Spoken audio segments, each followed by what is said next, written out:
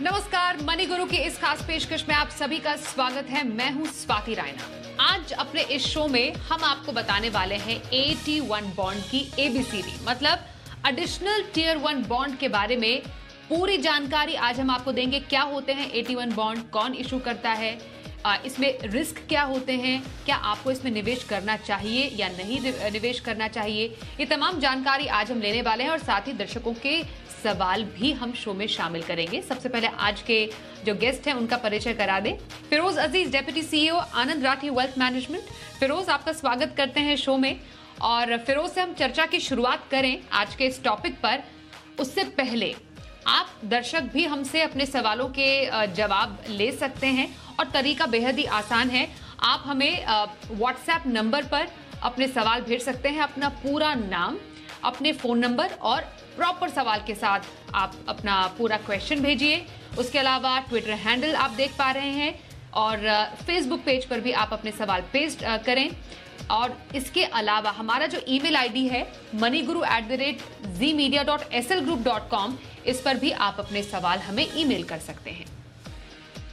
तो चलिए अब शुरू करते हैं आज के इस टॉपिक पर चर्चा करना। फिरोज, AT1 बॉन्ड, बीच में काफी ज्यादा इसकी चर्चा हुई थी जब यस बैंक क्राइसिस आया था। उसके बाद से काफी हाईलाइट भी हुआ और लोग जानने को भी इच्छुक हुए कि AT1 बॉन्ड क्या है। और जो ऑलरेडी इसमें निवेश कर रहे थे उनको तो नुकसान उठाना पड़ा ही था। इसलिए मैं सबसे पहले एक आसान भाषा में आपसे जानना चाहती हूँ, AT1 बॉन्ड क्या होते हैं? स्वाति जी, AT1 बॉन्ड जो होते हैं वो एक अलग किस्म के बॉन्ड्स होते हैं। उनका नाम बॉन्ड होता है, बट उनकी जो मैच्योरिटी डेट होती ही नहीं, वो हमेशा के लिए चल सकते हैं। जब तक कि बैंक उसको वापस नहीं ले ले, तो आपके पास अधिकार नहीं होता है कि आप वापस बैंक को जाके सरेंडर कर दें या कोई फिक्स्ड मैच्योरिटी होगी। इसीलिए उसको कहते हैं परपेचुअल। जैसे अंग्रेजी में परपेचुअल का मतलब हमेशा के लिए।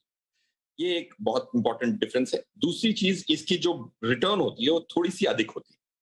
ये जो AT1 बॉन्ड्स थे, उनकी मशहूरता और बड़ी 2008 के क्राइसिस के बाद, जब बैंकों की सेफ्टी की बात आई थी, तो ये RBI ने कहा था कि आपको एक मिनिमम इक्विटी की जरूरत पड़ेगी। तो AT1 बॉन्ड्स वो बॉन्ड्स हैं जिनकी मैच्योरिटी नहीं होती, उनमें थोड़ा ज्यादा ब्याज मिलता है, तो आपकी थोड़ी सी लालसा बढ़ती है कि भाई मैं 6% क्यों लूं, 8% क्यों ना लूं। ये है AT1 बॉन्ड।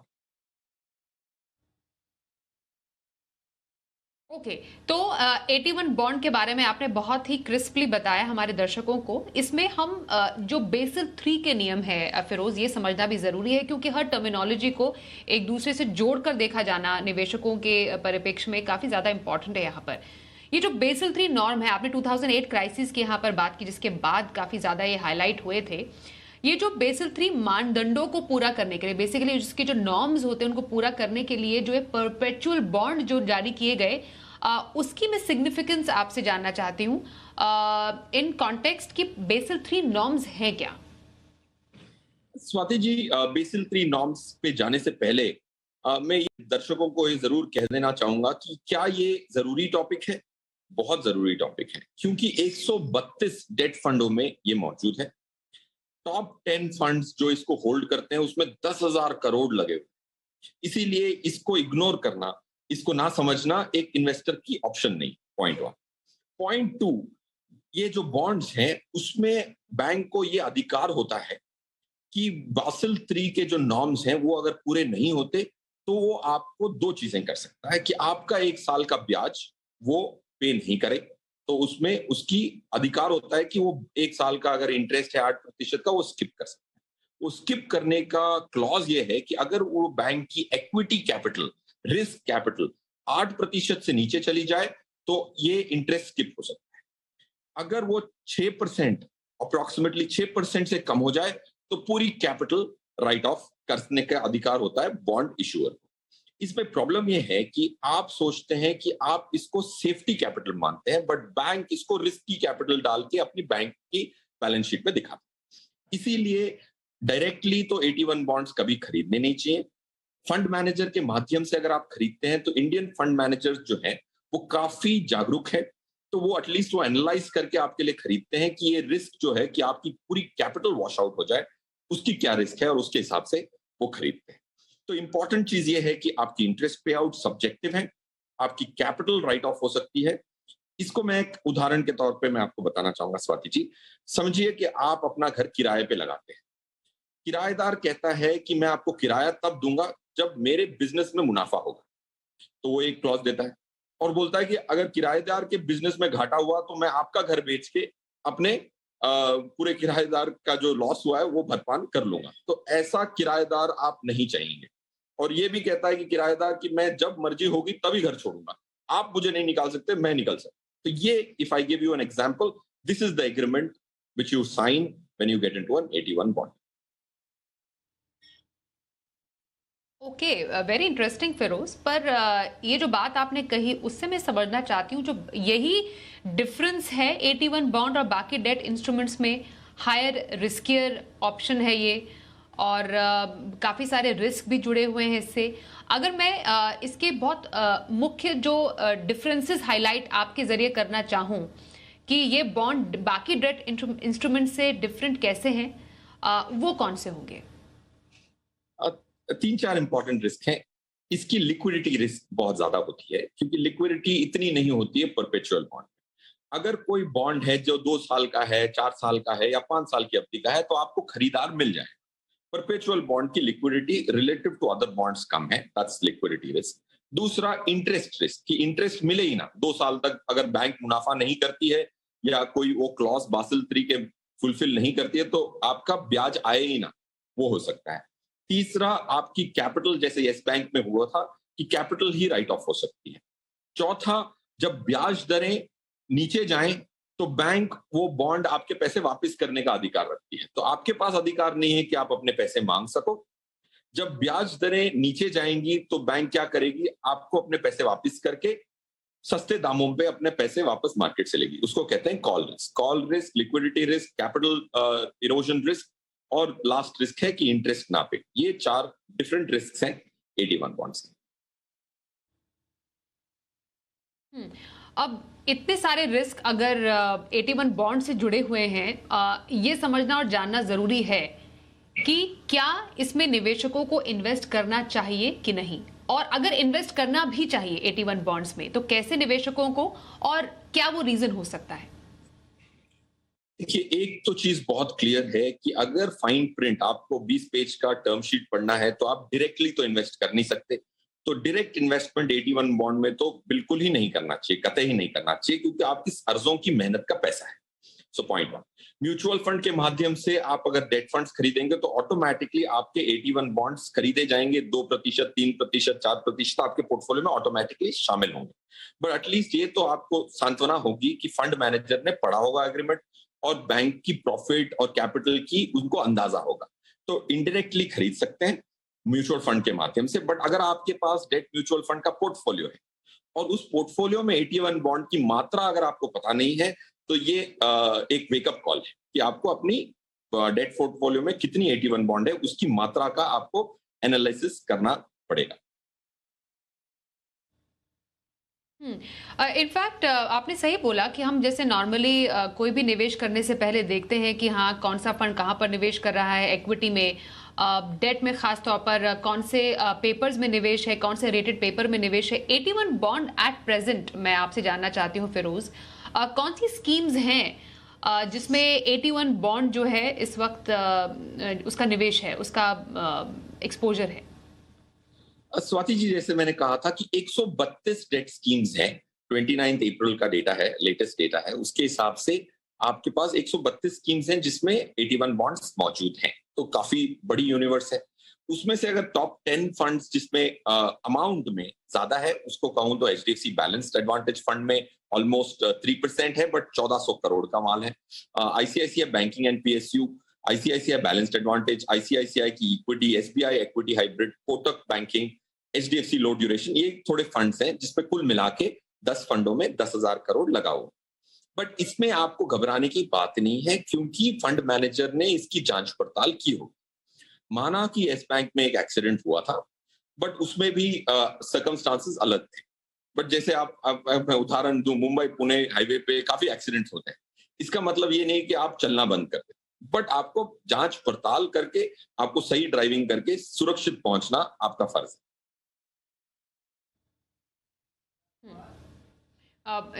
इनफैक्ट आपने काफी सही ढंग से बताया यहाँ पर फिरोज। 81 बॉन्ड में किसी को निवेश करना है, like any other bond and like any other debt instrument, उससे पहले किसी निवेशक को किन बातों का ध्यान रखना है? मतलब जो एक टू डू लिस्ट होती है या क्या क्या चीजें चेक करनी है, चेक लिस्ट होती है, वो क्या हो? देखिए, अगर आप डायरेक्टली इन्वेस्ट करना ही चाहते हैं और अगर आपको कोई एडवाइस कर रहा है कि ये बॉन्ड में आपको 2% सालाना ज्यादा मिलने की उम्मीद है, तो आपके पास ये क्षमता जरूर होनी चाहिए कि आप बैलेंस शीट पूरी वो बैंक की पढ़ सकें और उनकी जो इक्विटी कैपिटल है और उनकी प्रॉफिटेबिलिटी का आप अंदाजा लगा पाएं। या तो फिर किसी आपके एडवाइजर से आप सलाह लें कि equity capital balance sheet analysis की काबिलियत जरूरी है, आपकी या आपके एडवाइजर की या डिस्ट्रीब्यूटर की। फिर उसके बाद अगर आपको सुरक्षित महसूस होता है, तब आप वो 81 बॉन्ड जरूर खरीद सकते हम्म, तो आप कहेंगे कि बेसिकली वो निवेशक जो कि जोखिम लेना ज्यादा चाहते हैं और जो इक्विटी टाइप रिस्क में ज्यादा इंटरेस्टेड हैं, एंड मोस्ट इंपॉर्टेंटली क्योंकि लिक्विडिटी नहीं है, जिनको लिक्विडिटी की ज्यादा टेंशन नहीं है, ऐसे निवेशक 81 बॉन्ड के लिए सही फिट बैठते हैं। बिल्कुल सही कहा स्वाति जी, आपने पैराफ्रेज बहुत अच्छी तरह से किया। जो इक्विटी लाइक रिस्क लेना चाहते हैं, क्योंकि इसमें सबसे इंपॉर्टेंट बात है कि जो बॉन्ड खरीदता है उसको तो लगता है कि वो अपना डेट का पैसा लगा रहा है, बट जैसे ही वो पैसा बैंक की बैलेंस शीट में जाता है, वो डेट की तरफ नहीं जाता, वो इक्विटी की तरफ फिट हो जाता है। तो ये जो डाइकोटमी है, ये जो डिस्पर्शन है, वो अंडरस्टैंड करना और उसके बाद जांच पड़ताल करके इन्वेस्ट करना, अगर डायरेक्टली कर रहे हो तो इम्पोर्टेंट है। इसमें एक बात, छोटी बात मैं फिरोज आपसे समझना चाहती हूँ कि आरबीआई इन केस जैसे बैंक में कुछ गड़बड़ी है या डिफॉल्ट की सिचुएशन है, 81 बॉन्ड को रद्द करने के लिए बैंक को कह सकता है। ऐसे में जैसे पिछले कुछ एग्जाम्पल्स में से के जरिए मैं आपसे समझना चाहती हूँ, निवेशक को उस टाइम पर उसके पास ऑप्शंस क्या बचते हैं, और देयर इज नो ऑप्शन? देखिए, ऑप्शन नहीं होता है, क्योंकि अगर वो बैंक तकलीफों से गुजर रही है तो जाहिर सी बात है कि वो परपेचुअल बॉन्ड जिसकी कोई डेडलाइन नहीं है, वो खरीदने के लिए काफी सारे निवेशक नहीं खड़े रहेंगे, तो आपकी लिक्विडिटी ड्राई अप हो जाएगी, जैसे यस बैंक में हुआ था। पॉइंट वन, ये एक क्लॉज होती है, जो टर्म शीट होती है उसमें एक क्लॉज होती है जिसको कहते हैं PONV, point of non viability. जब बैंक की नॉन वायबिलिटी की बात आए, उसकी जिंदा रहने की बात आए, तो आपकी कैपिटल को राइट ऑफ करने का वो अधिकार, एक क्लॉज होती है उसके अंदर, जो फाइन प्रिंट कहते हैं, हमेशा कहते हैं ना कि फाइन प्रिंट पढ़ के आप इन्वेस्ट करें, तो वो जो फाइन प्रिंट है, PONV क्लॉज कहते हैं उसको, पॉइंट ऑफ नॉन वायबिलिटी, वो पढ़ना जरूरी होता है। तो options, to come back to your question Swati, options ज्यादा नहीं होते, क्योंकि खरीदार भी नहीं होते ऐसे मौके पे जहां पे रिस्क ज्यादा होती है, तो उस बैंक का कोई परपेचुअल बॉन्ड खरीदने से कतराता है। मनी गुरु में अब शामिल करते हैं दर्शकों के सवाल। हमारे साथ है आज आनंद राठी वेल्थ मैनेजमेंट से फिरोज अजीज, और पहले कॉलर हमारे साथ है लखनऊ से संदीप निगम। संदीप जी, स्वागत करते हैं आपका हमारे इस शो में। और आप debt options, in fact safe debt options के बारे में हमसे जानना चाहते हैं। थोड़ा सा अपने अब तक के इन्वेस्टमेंट के बारे में हमें और हिंट देंगे? हाँ, एक्चुअली मेरा इन्वेस्टमेंट इक्विटी म्यूचुअल फंड्स में भी है, अब PPF में है और NPS में है, लेकिन इक्विटी का पोर्शन मेरा 50% से काफी ज्यादा है। तो अब मैं आगे का इन्वेस्टमेंट डेप्थ में करना चाहता हूँ, लेकिन PPF का ऑप्शन सिर्फ 1.5 लाख रुपए तक की मेरा होता है और NPS में भी एक लिमिटेड में वो कर पाता हूँ। तो या तो मेरे पास दो ऑप्शन है, या लॉन्ग टर्म यील्ड फंड या NPS टायर 2, इन दोनों में से कौन सा ऑप्शन मैं चूज करूँ? ओके, संदीप जी का सवाल फिरोज आपके पास भी है। 53 इयर्स इनकी उम्र है, और क्योंकि इनका इक्विटी में कह रहे हैं कि काफ़ी अच्छा इनका इन्वेस्टमेंट है, और PPF में इनका इन्वेस्टमेंट और NPS में भी इनका इन्वेस्टमेंट है, उस पर एग्जॉस्ट हो गया है। कौन से ऑप्शंस इनके लिए अभी आपको लगता है मीडियम टू लॉन्ग टर्म के लिए सही हो सकते हैं इन डेट फंड्स? संदीप जी, पहले तो मैं बहुत खुश हूं कि आप 50% से ज्यादा इक्विटी में हैं, क्योंकि ये जो एसेट एलोकेशन है वो आपको 10% से ज्यादा रिटर्न देने की क्षमता रखता है। काफी लोग 80% इस उम्र में डेट में रखते हैं, तो और उनकी जो महंगाई की जो मात होती है वो कर नहीं पाते। So point one.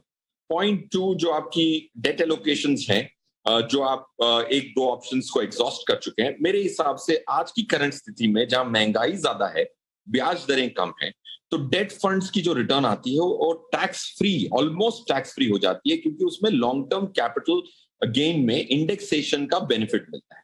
क्योंकि अगर महंगाई ज्यादा हो और ब्याज दरें कम हो, तो महंगाई जितना तो आपको टैक्स की रियायत मिल जाती है, तो उसको कहते हैं इंडेक्सेशन। तो I would definitely suggest Sandeep ji कि आप अपने डेट पोर्टफोलियो को बिल्ड करें, ताकि आपकी लिक्विडिटी आपके पास हो। डेट की लिक्विडिटी बहुत इंपॉर्टेंट होती है।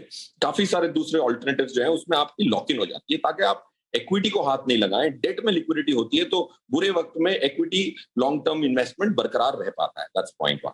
पॉइंट टू, आपकी जो डेट स्कीम्स है मैं बता सकता हूं आपको, जिसमें 5.5-6% 3 साल की होल्डिंग पीरियड में कॉम्पाउंडेड मिल सकता है, और टैक्स के बाद भी आपको 5% से ऊपर मिलने की गुंजाइश है, जो कि 8% की एफडी का मुकाबला कर सकता है। तो 4 फंड्स हैं: axis strategic bond fund, HDFC medium term, Kotak SDL equal allocation 2027 और एबीएसएल इनकम फंड। इन चारों फंड में अगर आप पैसा लगाते हैं, तो इसकी जो 81 बॉन्ड्स की हम जो चर्चा कर रहे थे, उसकी जो मात्रा है उसको हमने एनालाइज किया है, और वो सेफर 81 बॉन्ड्स हैं, जो 2 से 3% आते ही हैं हर डेट पोर्टफोलियो। ऑलराइट, तो यहाँ पर संदीप जी आपको अपने सवाल का जवाब मिला कि कहाँ पर अभी आपको अपने पैसों को पार्क मतलब लगाने की जरूरत है।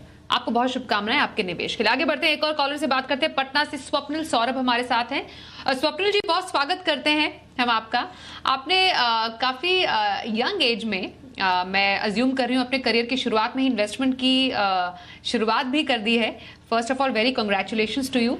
थोड़ा इन्वेस्टमेंट अपना बताएंगे अब तक का, और किन गोल्स के लिए आप इन्वेस्ट कर रहे हैं? Sure. Good afternoon ma'am. Good afternoon sir.